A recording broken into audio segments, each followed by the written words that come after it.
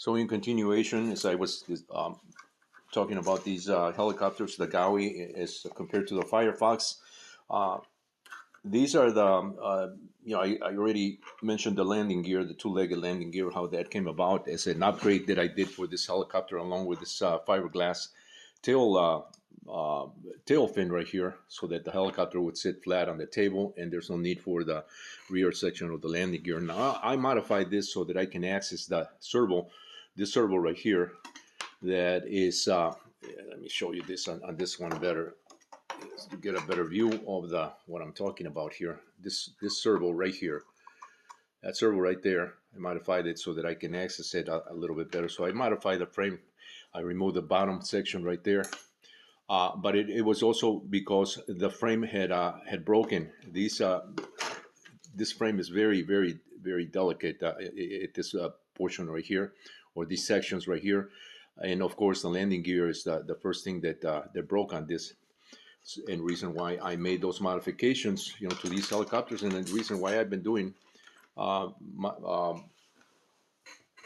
upgrades, with my own landing gear. Let me show you my own landing gear that I originally had on this helicopter. It's this one right here, before I went to the two-legged.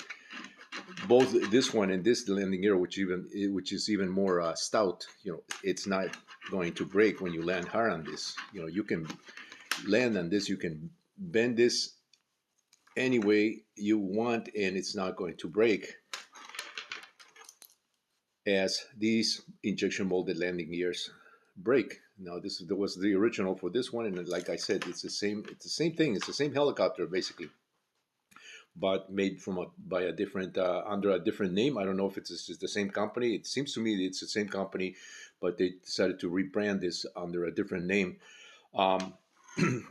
So that was the first thing that went. I installed this landing gear on this one. That's why that's in that box, Gaui box, and then I decided to do this right here, because also the frame had developed some cracks. But basically, this is a helicopter. This swash plate, is compared to this one, is intact. So the molding on this one is much better than that one there.